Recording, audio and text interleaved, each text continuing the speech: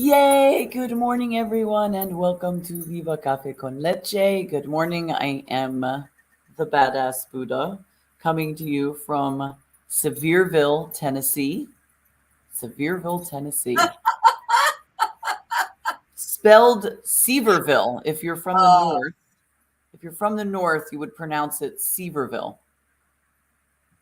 And I see we keep freezing. do we? Are we? I don't see you freezing. Oh, Jen, you're not? You keep freezing. Maybe it's your end? good morning, Argenis. My beautiful, beautiful son-in-law, son.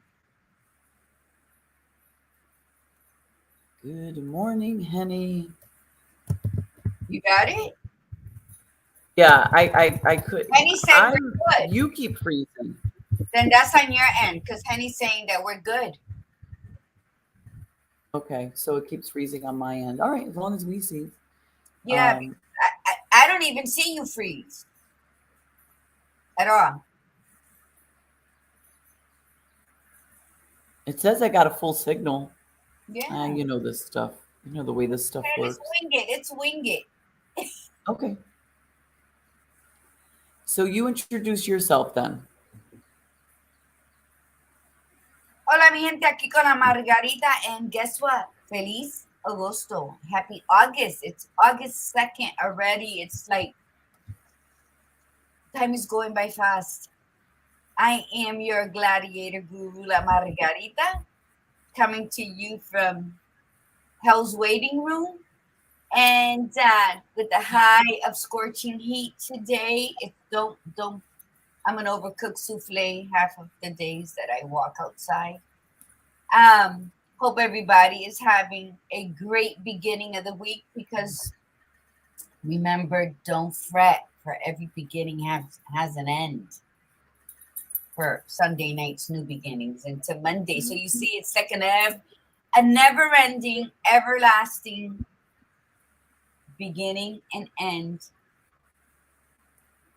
Beginning and end. So people hate Mondays. I've always loved Mondays. People have always loved Fridays. I've always dreaded it. It's just because you get so hyped up for the weekend, and in a blink of an eye, you're back at work.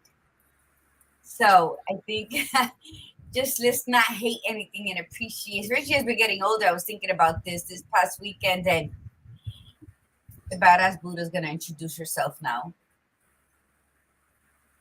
I did, didn't I already? Oh, you just say you're the Badass Buddha.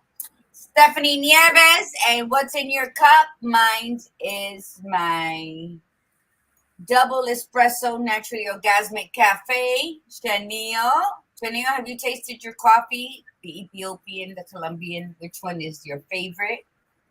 That's what's in my cup, a little bit of café con leche. Café es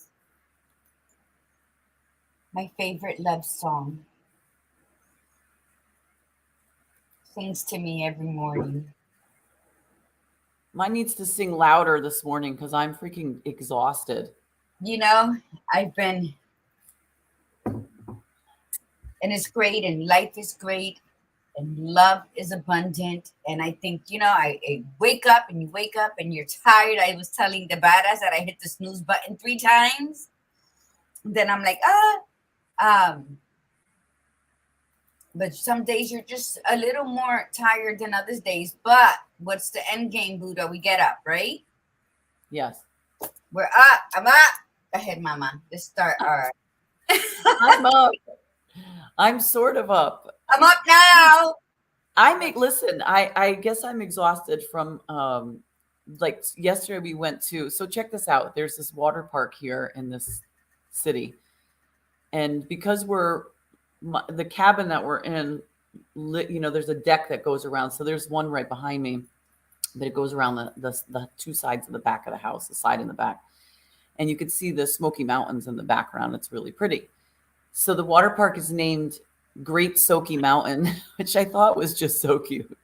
That's just so cute. But Great what? Great Soaky Mountain instead of the Great Smoky Mountains. It's Great Soaky Mountain, and we went yesterday, and the the weather here has been very cloudy, and then all of a sudden it'll just start raining or thundering, and then it'll go away. And so we go yesterday. I did some work in the morning, and then we go in the afternoon, and we figured we'd just try it. Like, we'll just see how it goes, because who knows? We don't know if we're gonna um, it's gonna rain or not. We go there, and it didn't rain at all. It was overcast. The weather was a little bit cool. For a water park, you prefer it a little hotter, but there was like nobody there. It was incredible. Like, we had no lines, but they have some incredible water slides there, and so you have to go really high. You're climbing all these stairs, right? So I think that's partially why I'm tired. I did so much climbing, and then to top it off, you're carrying all but one ride. One ride brings the conveyor belt brings up the tube, because it's like a 4-seater tube, but everything else you have to carry. And one of them, actually, a few of them are 2-seaters. Actually, all of them were 2-seaters. I didn't do one that wasn't a 2-seater because Charlotte didn't want to go in by herself. So I'm carrying this like 2-seater up, the whole time, walking up these steps. So I got a lot of good exercise yesterday. Plus, you're walking like back and forth, one end of the park to the other end of the park. Not that it's a huge place, but I guess I just used every muscle yesterday, and Yeah. I'm wiped. Like, I'm totally wiped out. So today we decided to do a nice relaxing day of whitewater rafting. I don't know how relaxing that is. I love it. I love whitewater rafting. It's not at Yeah, because Lillian and I did it when we were in Bali, and you think it's just a little river, like you can fall in it and stand up. You're lucky if it reaches your knees, but it's just I love it. I think it's fascinating. So, good morning, Nancy Green. Good morning, Arlene Kelly. Henny all. said, It's gonna. "Did you see?" Henny said they already have Halloween decor in the stores. It's disgusting, but this is all about purchasing and buying. And Chanel said my coffee was strong but delightful, especially iced in this heat. I'm sorry. But Badass Buddha said the same thing. The coffee strong. He likes it more light to medium. But I will be roasting soon again, and then I'll advertise. But yes, so good morning, my beautiful people out there. That sounds like so much fun, though. But you know what? But the whole part, it's like when you're kids. It was more fun trying to help open the hydrant than it was to get sandblasted by it. When you were playing. So carrying the tube up, it just reminds you how, there's nothing else in the world that's important as trying to lug this shit up so we can come back down. And I miss that. I miss that carefree. I know, Henny, as she was talking and I'm looking at her thing, I'm remembering of when we were at the cabin in the Blue Mountains. That's when you made good memories. I'm a big mountain fan. I definitely have to be near mountains. Good morning, Georgianne. My neighbor's there. Good morning, Nancy Green, Arlene, and Darlene. Good morning, Milagros in our house. Yes, I love the mountains. I like mountains and water. So today we're actually going. So where we're going whitewater rafting is about almost an hour drive southeast of where we are. So we're right near Pigeon Forge, which is where Dollywood is. We're going to Dollywood tomorrow for Charlotte's birthday. But we're headed like a little past that and more east. So we're really going to be at the base of the mountains. So it's going to be really pretty over there. And I mean, I lived down south for years when I went to chiropractic school, and we used to go hiking all the time in the Appalachians. And I'm preparing for some cold ass water, man. When you're on that river water, that is going to be some seriously, that's the type of water that for the guys, you have massive shrinkage. Let's put it that way, right? Well, I don't know, because when we were in Bali, there was this we're on the raft, but I guess there's this area for locals, and there was these, I don't know. They look like adults. They could have been early 20s. No more than 30s, fit. And one of them was just bathing Buck naked. naked. And then Lillian's like, oh my God, look at that. Yeah, look at the bathing man. And by the time I Lillian jumps looked, on at the right time. Lillian by the jumps time on at the I right looked, time. I had totally missed it. And Lillian was like, no, the story's not true about little men, little, a man and his little dog. So I don't know. I guess it Oh, depends. so she's saying he had a big dog. Lillian, Yeah. was it like a Great Dane? Was it like that? Or was it like a German Shepherd? Or was it like a Cocker Spaniel? Like It wasn't a Chihuahua. That dog. what size dog are we talking about over here, you know? Well, I learned he was, what is it? She said he was He was hung. Yeah, I Well, remember listen, that. I know that to be true because I dated a guy, you know, they always say it's the size of the hand, you know, or whatever, like that. I dated a guy that had the stubbiest hands, like seriously stubbiest hands. And I'll tell you what, he was so huge. I don't know how the hell he held it to go to the bathroom with those stubby hands. He must have had to use both hands to go to the bathroom because I mean, I'm serious. Like because I like guys with big hands, just because I think that's a turn on for me anyway. And his hands used to like drive me crazy because they were so small. Not that I was thinking, you know, oh God, small hands, you know, but when you know I saw that sucker, I was like, how the hell do you hold on to that thing? You know, that's why they say don't judge a book by its cover. Or you know, they always particularly think that African American men are have the biggest penis. You know, aside from everybody, you know, it's not true. Not it's. I guess it depends on the person, but anyway, we went from coffee to whitewater rafting right into our subject. So let's do our Yes, intention. set our intention and do our mantra, and then we're going to talk. Today's the sex show, so we're just going to talk about everything So sexual. So get ready, Darlene. we're glad that Milagros is here because Milagros can always add to this. So, all right, let's set our intention. So, as always with Viva Cafe con Leche, the intention is to be intentional and Grateful. so whatever your day, set your intention, whatever that may be. Be consistent with it. Reset it if you need to, but always go with gratitude because that will definitely shift your energy. Always. Wonderful. All right. So let's do our mantra. Say it loud, say it proud. Here we go. I am a disruptor. I am a disruptor. I am unapologetically courageous. I am unapologetically courageous. I am spiritually grounded. I am spiritually grounded. I am magically orgasmic. Ole. And I am beyond authentic. And I keep it real. All right. So, the sex show. You know, I mean, we always have conversations, I think, about they always come, you know, like there's always something that comes into this. So, today's like anything. We're not having a specific, we're not talking, it's not just about sexual fantasies. It's not just about, you know, what we like, it's anything. The sex show today is a conversation about anything. So, we're going to also ask if you want to, first off, we're going to ask that you share this. We see that there's really not a lot on. We know that things come up, but you know, have us on in the background if that's the case. If you can't listen to us, just put us on low, especially for today, right? But share us. You know, share us to your crew. Share us on Facebook. Get people coming on.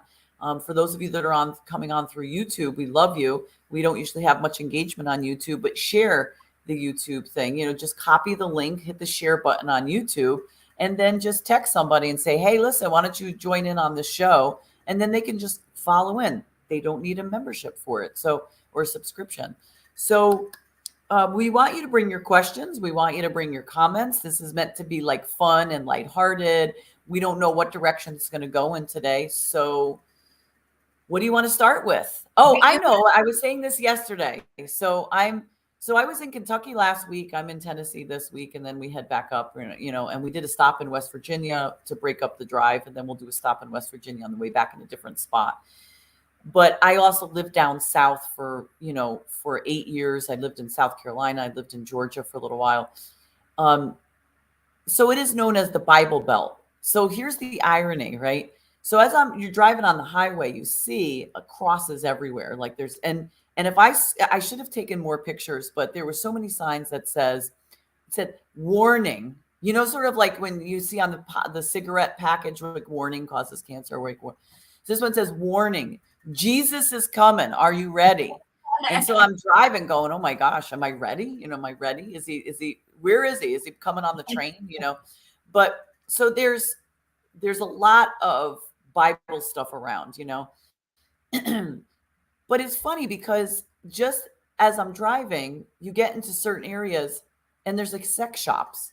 So you're in the Bible Belt, but there's an awful lot of sex shops. And so I was talking to Gladiator Greer about this yesterday. I said, it's funny where we live, we're not known in the Northeast to be like the Bible capital. We're not known to be atheists. But we're pretty religious over there. I mean, there's a lot of churches, you know, and even where we live, there's not like really a lot of sex shops. Like they're there, but they're in very specific locations. They're not seedy kind of places, like they're the more commercialized. Like I could think of two in Milford, Connecticut. It's a little bit different beast in Florida. I know I lived in Florida for a year on the Tamiami Trail. It's like every other block there's a sex shop. But I just thought it was funny here. And then so one of them was right on the highway, but before coming in the direction that we were going, there was this huge cross right on the side of the highway. And as soon as we started passing the cross, I saw why. There was a porn shop with the videos, all that stuff next to the cross. And it was so funny. And I'm like, oh my God, those people that put that cross up must have been like, oh, we're going to stick it to them. Do you know how many like probably go to church, walk into that porn shop? They just don't even pay attention to the cross. Like nothing happened. Like they didn't do anything. But I just thought was the irony behind it. At least, for us, we're like, we're more tasteful. We go into the more tasteful shop, or we just order online. We just order online so nobody sees that what we're ordering. I think, what you're saying, it's just since the beginning of time, you got, it's like they pin them to be against one another. Sex and God. They make it seem like it's like the war against good versus evil.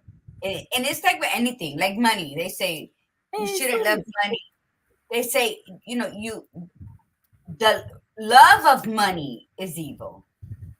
Not money, not loving money. We need money, but it's the love, what the extent people go to for money.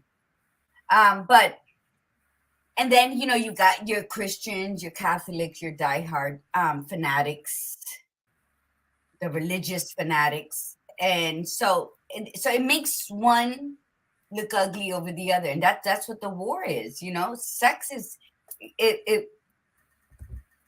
sex is not bad. It's not ugly. It's not disgusting. I don't think it's any of that. I think it's very much enjoyable. I mean, I enjoy it. I think it can be disgusting. I think people make it that way, How you added that, it can, but if you go into it saying it's not, it's beautiful. People, humans are finicky little fuckers. Yeah. And they try so hard to make something better to duplicate it, and all they do is destroy it. They ruin it. They leave bad taste in people's mouths. So yeah, and that part. But if people were to ask me, what do you think about sex? It's great. I was watching a movie the other day, and they were asking about orgasms, and they were saying how there's a 39%, is it 39% of women, they report usually having an orgasm. And I'm like, what's the fun in that? Like how do you, I guess 39%, that's not a good number. It's not a good number. And I think people have gotten accustomed to faking an orgasm, whether to get it over with or because they haven't discovered who they are, so they can't tell their partner what they like. So they're like taking one for the team. And they're faking it. And then so they're gonna go through life never enjoying that inner miracle that happens within your body called an orgasm. So Yeah. and I think we have to be very open about sex. Sex is not ugly. It's again, like you said, people make it ugly. People turn it into something ugly with the ways they go about it. But I think I've been celibate for too long. I got I think it's like this too. I think that we make such a big deal about it. It's once again, it's that mindset. It's that yep, see, look at good morning, Sylvia. Good morning, Melissa, Moran. Sylvia said it's very natural. It is. I think we make more of it, and then to experience, like, let's say, experience an orgasm. When the what happens to the body when you actually have the orgasm and you have this huge influx of hormones and nerve chemicals that just burst.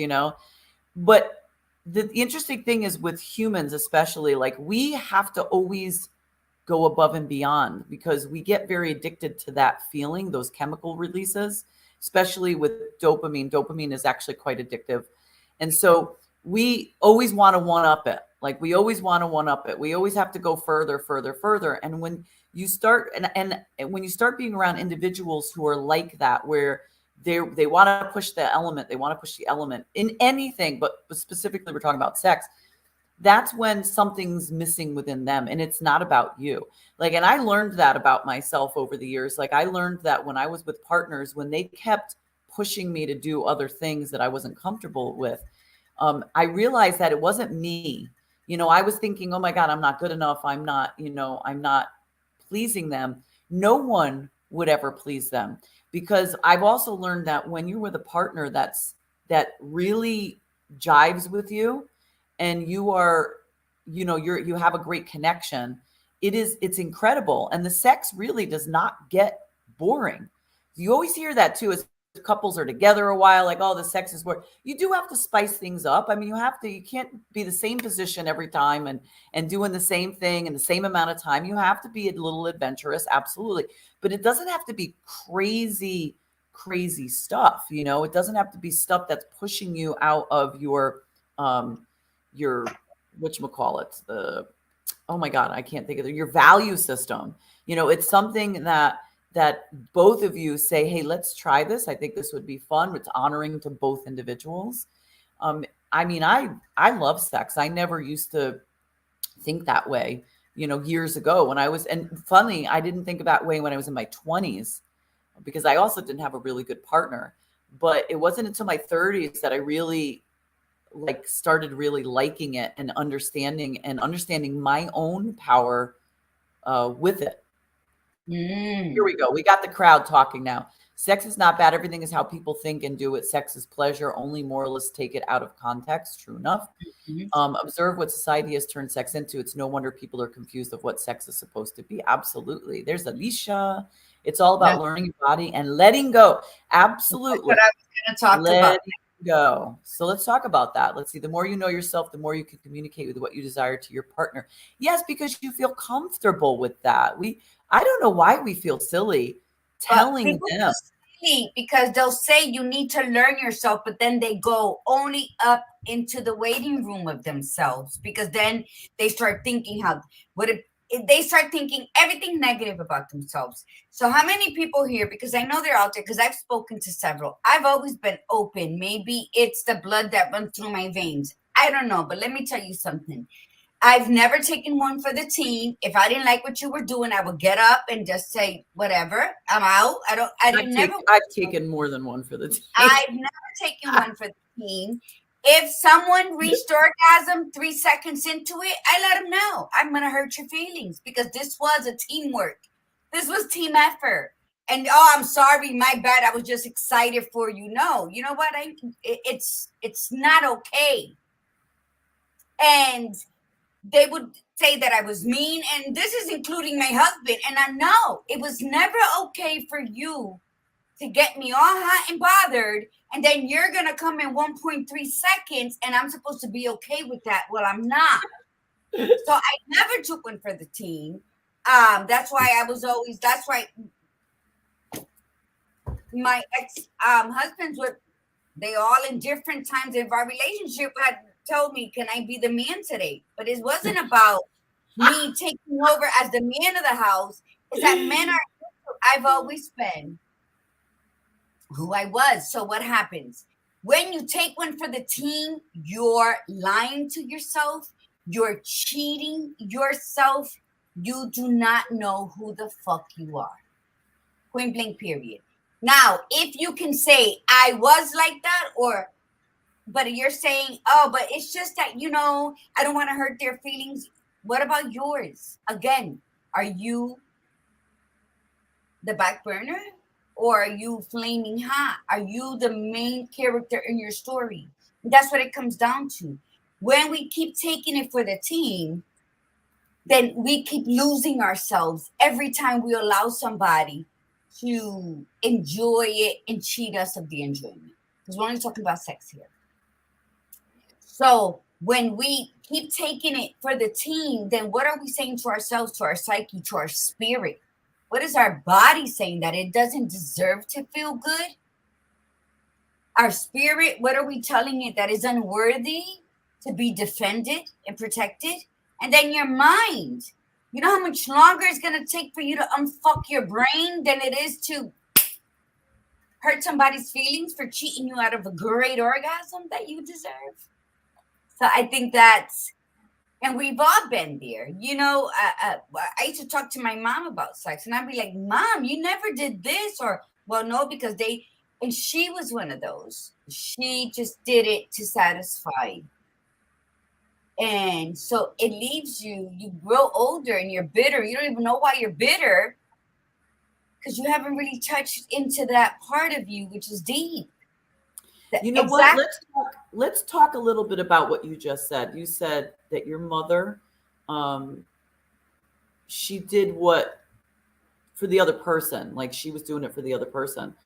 And a lot of women do that. They're raised that way because there's still that stigma. I think it's a lot better than it used to be, but back in the day, especially, there used to be that stigma that sex was more of a male thing, and that your job was to pleasure your husband, and there was almost like a guilt or a shame is a better term, if you felt pleasure by it, and I was raised that way for sure. I was like, in my household, growing up in an Italian American household, the boys were the ones that were allowed to play the field, sleep around. It was almost encouraged. Actually, it wasn't even almost. It was encouraged. It was encouraged. Yeah, it was this. And then the women, and then the women were supposed to just wait until they got married. And if you did it, you were looked down upon. If you liked it, you weren't supposed to say. You could, and now here's what's interesting. You could joke around about it in my family dynamic. You could make sexual innuendos and all this stuff, but you couldn't actually be living that part.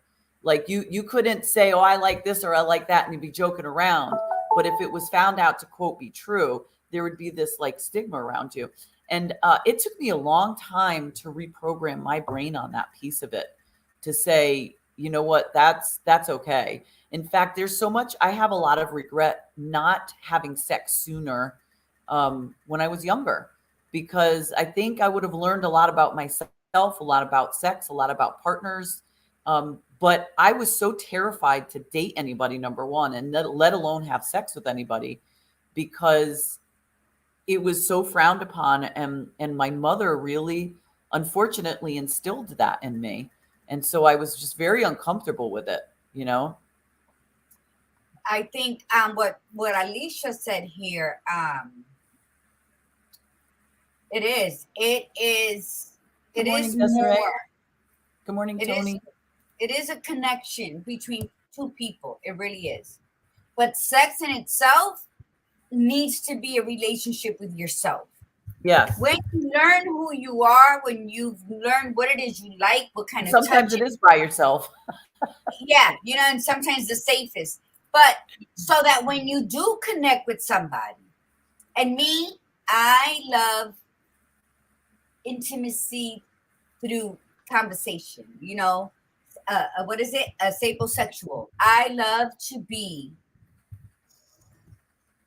intimately aroused by conversation, and that's where two people come together. And then you know what? It's I love foreplay. Oh, We're me not too. doing doggy style without foreplay. But what I'm saying is, and foreplay can be in form. It doesn't have to be touch for me. It can be like just conversation. It's very arousing. So you got to learn what it is that arouses you, how it arouses you. And then when you do come together, then it's magical and it fits. And maybe not the first time. First times and anything really that we do is awkward. And sex, it's because it's very, very intimate. But I think that aside from the first time, if you know who you are, if you are attractive to the other person, very important to be attractive to the other person, Oh, yes. whether it's through arousal of conversation, intimacy, and touch. Their breath slowly caresses your neck, and ooh, that little man in the boat starts dancing the cha-cha. All of that can happen. And you're like, what's happening here?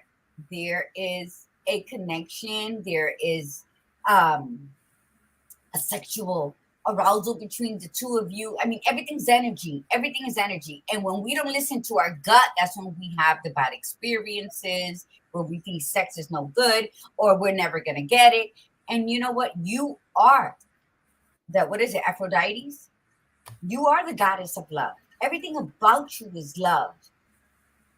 Everything you need to know about love resides within. Why do we blame everything except ourselves? And half the time that we are not sexually satisfied is because we're too busy being people pleasers to the men who are going to get theirs regardless. And if you do that, whenever it's when you're the partner and you start to do that people pleasing, and you sacrifice what you want, that sets the tone. And then from that point going forward, you're going to see that happening over and over again, and you're going to get really resentful about it. Because women still are very worried about asking and saying what they want. They're thinking, oh my God, they're going to think that's a little too crazy, or they're going to think poorly of me. Honestly, if they think poorly of you, then they're not the right person for you. Like if you can't be honest with the individual that you're with, or you can't tell them, I like it like that. And if they get insulted by you telling them how to do it because they think they know better, and they're not satisfying you, then knock them off the horse a little bit, like seriously, because if they don't want to listen to you because they think they're so good at it and they're not satisfying you, you say to them, it's not working for me, and you could, and if they're being jerks about it, then you can kind of come across that way, but you could say it in a more, in a nicer way. But I think, and would you agree with this? And let's see if the tribe agrees with this. I think we underestimate men sometimes in thinking that we're going to insult them or hurt them. I think guys like women to be a lot more open and be more vocal, that we think that they don't want, like, oh my God, what are they going to think of us? But I think when you start actually telling a lot of these men, most of them are really excited about that because they love the idea of it. They don't, Men there's love not so assertive much women. ego. Men love assertive women. They might make you think that they want you to be docile, but they get bored with you. When a woman is so weak that she's just going to do everything the man tells her to do, that's when he'll cheat on you, because you are not, what is that word I'm looking for? You're not exciting. They know what to expect from you. Well, that's not the only reason they cheat. And we can't blame the man, blame you for thinking you know what that man wants. Be who you are. If you're not assertive, see, I've always been accused of being aggressive. And I have to say, no, mamita, I'm assertive. Know the difference. If I was aggressive, I would have ripped your throat out right now for accusing me. But, and I had said that. I've had a director of a company says, I have something. And then she goes, because you're aggressive. And I said, no, honey, I'm assertive. Yeah, there's a difference.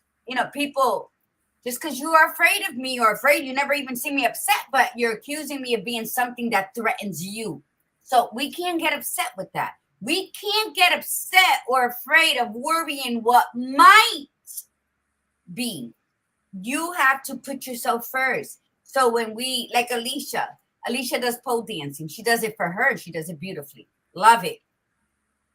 We have to discover what it is that we enjoy, and then the proof of everything, all the work we've done to ourselves comes out in enjoyment when we do have sex, when we are dancing, when we're walking.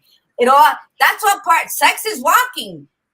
Don't let me shave and walk down the aisle at the grocery store. I'm going to have 10 to 20 orgasms by the time I get out the fifth aisle. So, that's how you got to know what your body is, So I got to understand. Where's the cleaning supplies?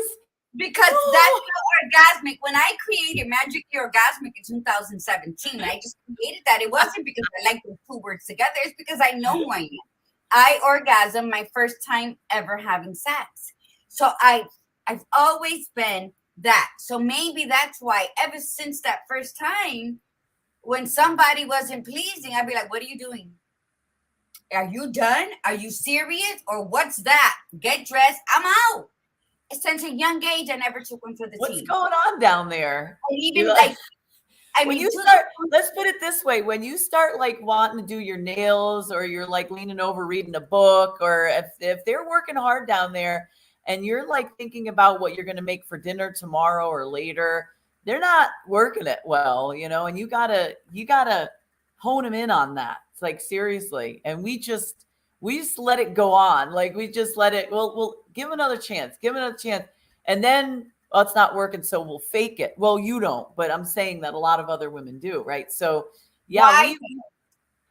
Why? I guess it's because we just don't want them to, I guess it's because we don't want them to feel bad, or get frustrated or whatever. But you're right. I've been that way, but now I'll just cut it off. I'll be like, okay, that's don't keep going because it's not working. Whatever it is, you're not making it happen, And I think some women also think it's them. They'll say, oh, I've heard this from women. I've also heard it in shows, like TV shows, movies, where women say, oh, I just can't have an orgasm. And I think to myself, then you don't know yourself. Listen, if you can't have one with somebody else, then you need to figure it out on your own. You need to figure out what works and do it yourself.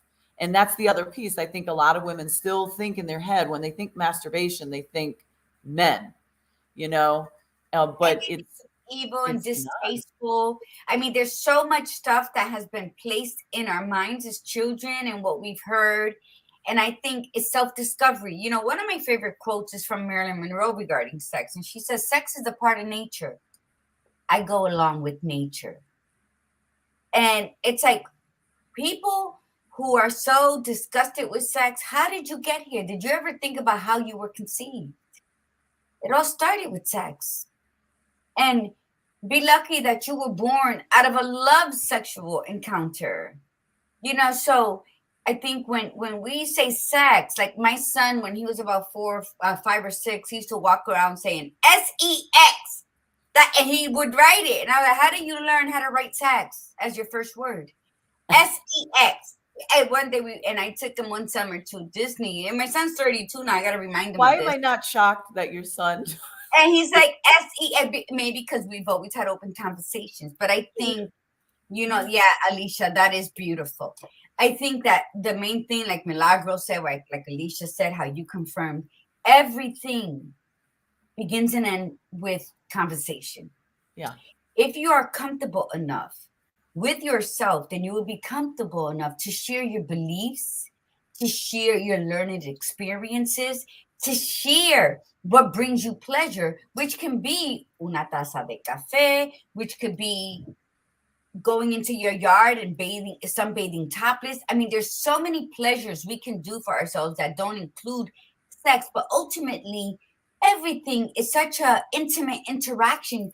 When we enjoy that chocolate, it also releases something, correct? Yep.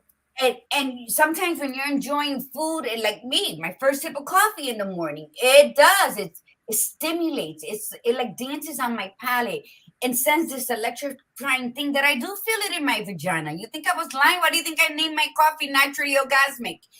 I am telling you, I love myself to the point where I find pleasures in foods. I find pleasures in my coffee.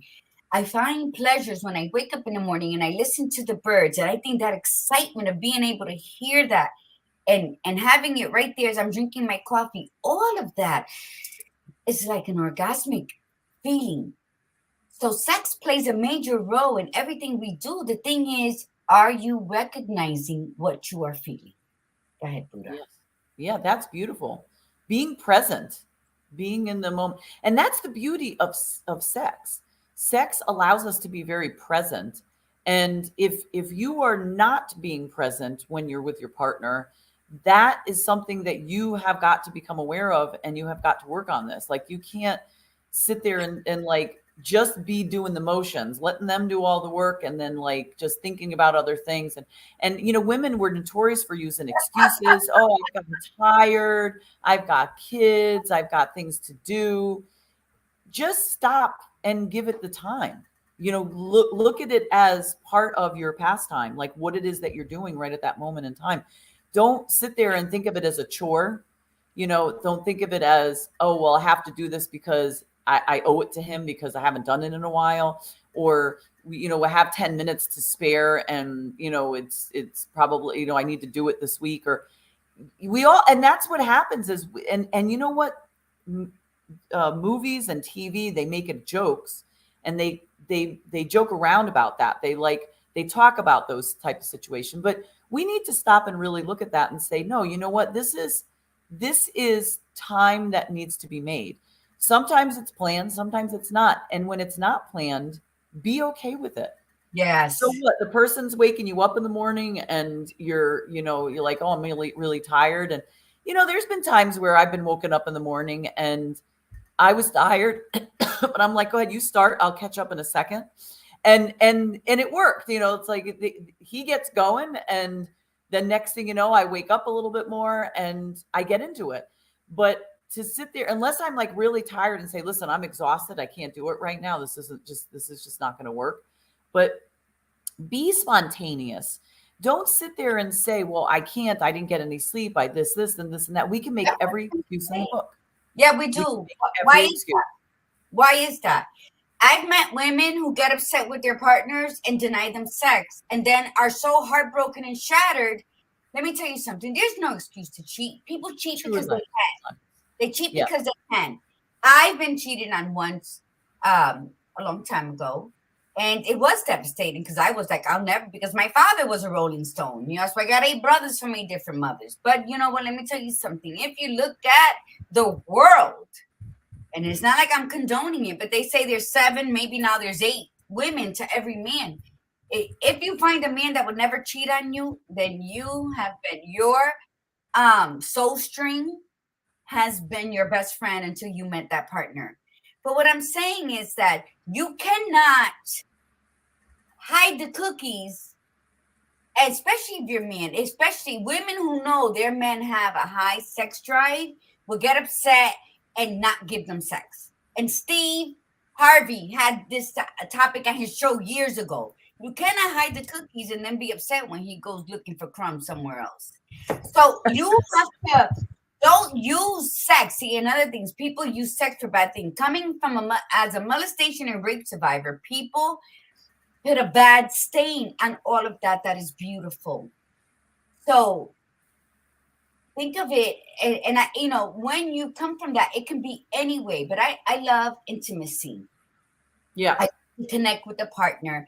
Why? Because I know what I bring to the table, and I know what I will and will not tolerate. And I know that if you want to have a good time, then we got to have a good time. So I think that when the sex is wanted, when it is appreciated and valued for what it is, it's not a conditioned, okay, well, I'm tired. If you're tired, turn around and lift your leg. It is that simple. When you're in a relationship, you have to compromise. Yeah, you both worked. You probably both worked the same hours. You came home, made some dinner. He washed the dishes. He wants sex. You talk about, oh, I'm tired. I worked all day. You know what? Turn around and lift a leg, and you're going to end up enjoying it.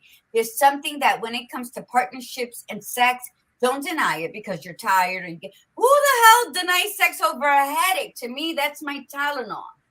So I think when we value who we are and we know what we give, and when we give the best of what we have, then we in turn receive it.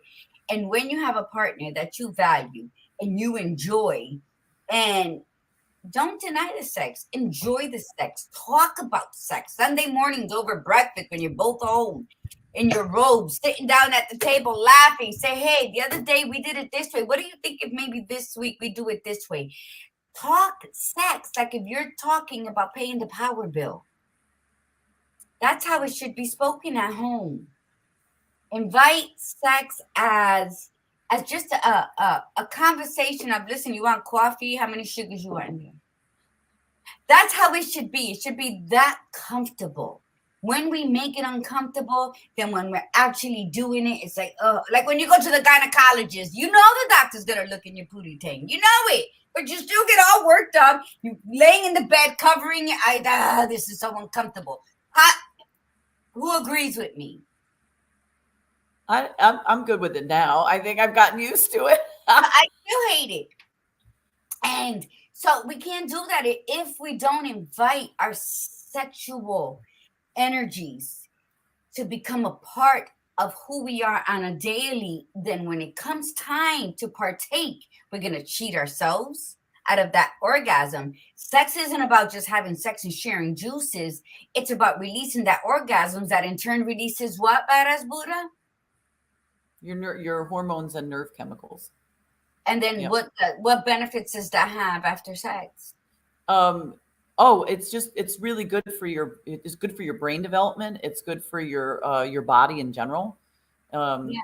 It's and the other thing is that one of the hormones that's released is called oxytocin, which is a bonding chemical. And so when you're intimate with the person and your skin to skin contact, it's people, we don't really pay attention to that fact. Like we're always in a headspace unless you are present in that moment and really enjoying what's going on, instead of like just being the body there and like thinking about what you have to do and balancing your checkbook in your head. You're really missing out, like you're really missing out. And I think, part of the problem is that as we get older, especially when we're with the same partner for a while, we forget what it was like in the beginning when we first got together and we were so excited about being intimate with that person. And then, okay, we can use excuses. Well, they gained a little weight. They're not as attractive as they used to be. Or I gained a little weight and I'm a little self-conscious or whatever. Talk about that. Even if it's uncomfortable. Yep. If you're looking at your partner going, I'm not as attracted to that individual as I used to be, figure out what it is and then maybe verbalize it to them. Say, hey, listen, do you remember, like, look at us back in the day? And it's going to make them uncomfortable. I don't want somebody to sit there and tell me that I'm something. But say, listen, over time, whatever, there might be a million and one excuses why somebody's gaining weight. But then, the partner should approach them to like, we must be getting older because we're getting some pounds added on. Why don't we start walking every night after dinner? Say it that way, whether it's you telling your male counterpart or your male counterpart telling you. I've always dealt with my weight up and down. And I remember my son's father, we were together for the longest period of time. And one day I was like so upset that I had gained weight. And he's like, what's wrong? And I said, these don't fit anymore. And I started being ugly with myself. And he's like, what are you talking about? He's like, I never noticed you gain weight, but if you don't feel good, then do something about it. But I don't want to hear it because I don't see it. I thought that was the most beautiful thing that any man has ever said to me. I agree. And he was always like that. He always was like, he didn't see it. And when we met, I was a size 8. blonde, and then over the course of time, I went up and down, up and down. But he told me that like 10 years into our relationship. And I was like, and I never forgot that. Now we have been apart and distant from one another because he don't talk to me longer than we were together. It's now in August, it's 22 years that we're separate. Wow, that's when you realize, wow, I'm getting older. But what I'm saying is sometimes when you do have to have that uncomfortable conversation with your partner, do it for under the umbrella of love. And if you can't have that uncomfortable conversation with your partner, how do you survive in the real world? How do you go deal with your coworkers and your bosses that are outsiders? Why do we apologize when a stranger steps on us, but when our loved one steps on us, we're yelling at them, "You just dirty my sneaker"? We need to sit down and analyze who's who in our lives. Who are we in our lives? And then what role does everybody else play? And guess what? Sometimes there will be more Indians than chiefs in your village. And sometimes that's the most beautiful thing when there's no hierarchy. When you and your partner and your children, you're all just love. That's all it is love. Now, of course, your parents, but you and your partner, there's no male to female counterpart to machismo, to none of that. It's you and me and the kids. So it's a continuation, not you, me, and then the kids. So when that happens, guess what? The communication is clear. So when it's that uncomfortable one that you got to say, listen, honey, you're getting a bare belly, which the bare belly's coming out and the penis is going in. You can have that and you can say it laughing. It could be a joke. And then say, follow up with, why don't we start walking? Let's walk 30 minutes every night after dinner. That's the uncomfortable conversations that can be said in love. That can be said in honoring the other person and only wanting better because if he does good, if you do good, then the magic and the chemistry is out of this world. But it's good. But it starts with you knowing you. So if you're not, like, before you go and sit there and talk about your partner too, about like, I'm not attracted to as much anymore because blah blah blah. You also have to figure out yourself and say, let's have a talk about our sex life. Like, this is, I'm not satisfied. I'm not satisfied. Maybe you were satisfied at one time, you're not anymore. Explain why. But first you have to think about why. You have to say, oh, well, you know what? I can't do the positions I used to do. Why? Because you're out of shape. Because so that, and I thought about this myself, I like certain positions. And if I can't get into them because I'm out of shape and I still want to be able to do those positions, then I better get my ass in gear to figure out, do I need to stretch more? Do I need to strengthen more? Do I need to work out my legs more to be able to do that position? As opposed to letting myself go and saying, the hell with it, I'm just going to do just these positions and that's it. So this is, first it starts with you. What is it that you like? What is it? Are you satisfied? If you're not, what's not satisfying? Is it you that's causing it? Is it the other person? Has the other person got lazier? And then you have that conversation about it. But you also have to open up to the fact that you have to let them also tell you. You say, how about you on your end? How satisfied are you? They may be very satisfied. They may be saying, well, it's hard to hear this, but I'm glad you're saying something. Or they may be completely like disconnected and be like, oh, so I'm not satisfying you and I'm satisfied. Then you're working with a different type of individual, but it still comes down to you communicating. And maybe they're going to say, you know what, I was thinking the same thing. Like, I want to spice things up a little bit. And maybe spice things up just means getting back into better shape. You don't have to do all this crazy shit just to spice things up. If you're just not doing the positions you used to do anymore because you can't get in them. You think it's because you can't? But do you think it's because you can, or because we've become ashamed of our bodies? Could be both. I think yes, because some positions they'll be like some flapping around those cheeks. And I think that's what has been more of for us to, because our stomach is big. Let me tell you something. My last lover, fit, gym 5 nights a week, fit. Like he had the abs and all that. And I'm like, what the hell is he coming on to me for? Right. Anyway, long story short, made longer. He was a great lover. And one day it was in a position where he was looking and I put my hands over my stomach. Do you know he pushed my hands away and I put it back?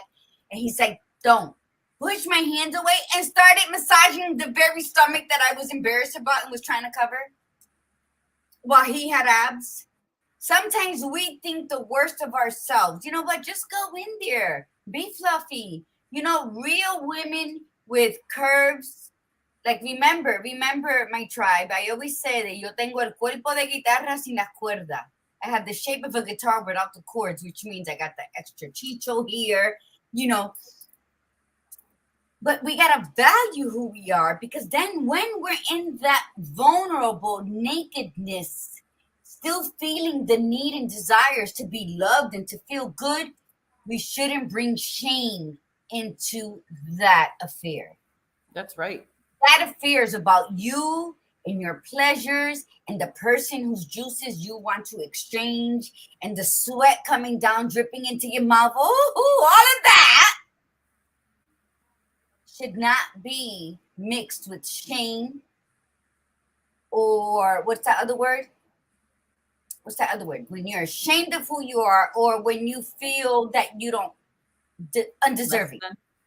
Yeah. So sex is a beautiful thing. I don't agree, and I've always been like that. See, people get the wrong idea because I've always talked about sex, always. Iris will tell you, since we were young, I talk about sex. I've always embarrassed my husbands. They think that I grew up being a loose woman. I am not a loose woman. And people always assume that because I've always known what the hell I wanted, how I liked it, and what I will not tolerate from a very young age. So people assume that I was loose and that was out there. No, I don't exchange juices with just anybody. And I need to connect with them on a spiritual level through conversation. And when they come by me, their energy has to arouse my energy before the vagina gets aroused. And that's how I meet people. And that's why I've always said, you know what? Discover who you are. Discover what you like, and then go give the best of what you got. Yeah. And I love it. And I also want, I know we're at the top of the hour, but I do want to mention, you're approved. I want to mention that is something that is really important that needs to be said, is the fact that you said that people thought you were loose because you knew what you wanted. And listen, if you're with somebody that's making you feel that way, like if they're shaming you and saying things that because you're saying what you want or you know what you want, and they're shaming you like that, then they need to go. Like you need to find somebody else, even if this is a partner of yours, because that's bullshit. It's and I think that's the piece that we sometimes get stuck on, is the fact that we're I can't say what I want. You could say what you want, but I can't say what I want. And go ahead. Because we're considered a certain thing. Like we're considering ourselves to be a certain way, that you're kind of slutty if that's the case, you know. Or how about this one? If you're older and you've been in a couple for a while, and then you start, you know, maybe you watched something, or you got in, and then you're like, I want to try that. And then they question, like, why, you know, where's that coming from? Why are you doing that? Like, why do you want that? Because I saw it and I want to try it and be interested in it.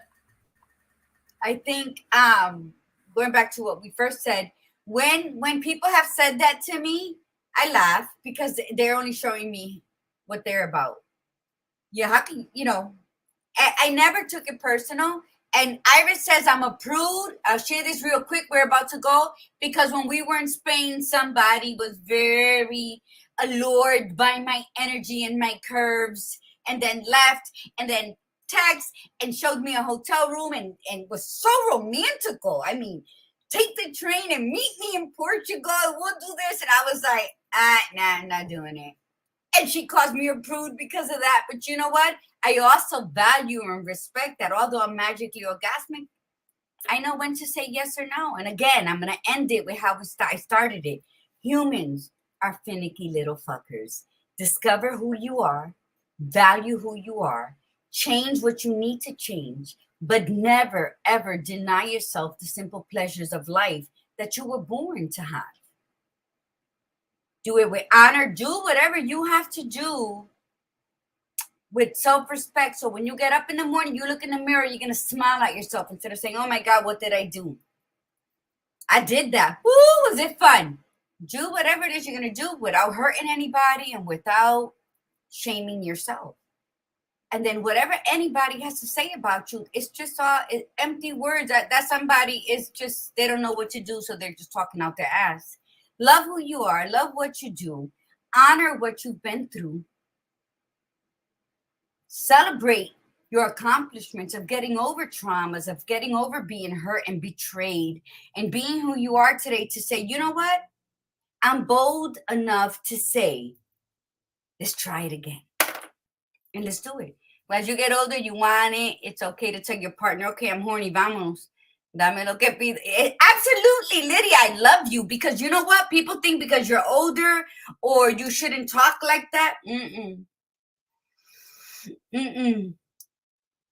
Good for you. Go get it, girl. Go get it. The badass Buddha and I have been celibate, so by choice and by happenstance, and because you know what, nobody has come to arouse me yet.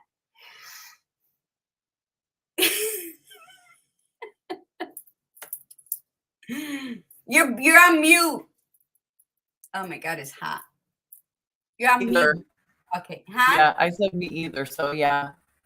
Well, and you know, the other thing you said when you were on the Camino and you got the invitation, the beauty of it too is that part of it is just the fact that you know you, so you'll know when it's right and you know when it's not, and you won't feel inclined because that other individual is pushing it on you. You know, if it felt right to you, you would have been in that hotel room if it felt right to you, and it just wasn't. And that's why Lydia put his energy was off. It wasn't matching yours exactly. He was, he was an older Spaniard, Basque. He was attractive. The way I love a man who ignores me. I love it. I hate a man who's in my face and giving me compliments. I love a man who plays hard to get. That's why I've always been accused of being the man, the one who wears the pants. I love a man who plays hard to get. You play hard to get, you ignore me. Ooh, I'm going to want you. Okay? And that's what happened. I never thought he found me attractive. Plus, we were walking. We finished walking. My hair looked like a bird's nest or whatever, but we had a lot of conversation. So when he was leaving, he hugged us all. He hugged me, and then that's what happened. But you know what? I was on a spiritual journey. Yeah. And let me tell you, Iritza, I'm telling you, I spoke to the badass Buddha yesterday, and she's like, wow. And I'm like, and yesterday I told her I woke up, I asked myself some questions the night prior to that. And then this morning I'm rushing because I hit snooze twice. And all that I remember was like, okay, why am I answering my questions that I was asking myself during the Camino? It's like, it's X amount of months later, and I'm starting to see clarity because we give up too soon on ourselves. Don't give up on yourself. I started walking in May to the end of May, and here we are, August. August is going to open a lot of doors for you. The moon in August, the energy in August. I truly believe that. So believe in yourself. Look at her tan. I just noticed your tan. Nice. Mind you, this was yesterday in the clouds.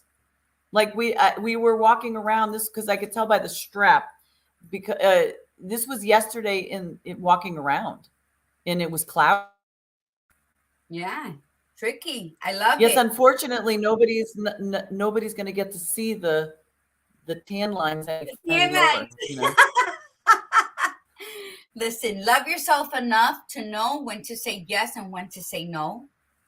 Honor yourself enough that if you want it, go get it. Don't worry about who's going to talk shit. You do great things, they're going to say, oh, look what she's doing that for attention. You do nothing, you're a selfish son of a bitch. You know what? Let's give them something to talk about. Go out there, do what you love, do what you know you can do very good. Direct, be a supervisor. I used to be called the drill sergeant. Be a supervisor because sometimes the chemistry is there, but they don't really have the experience or they don't know how to handle you.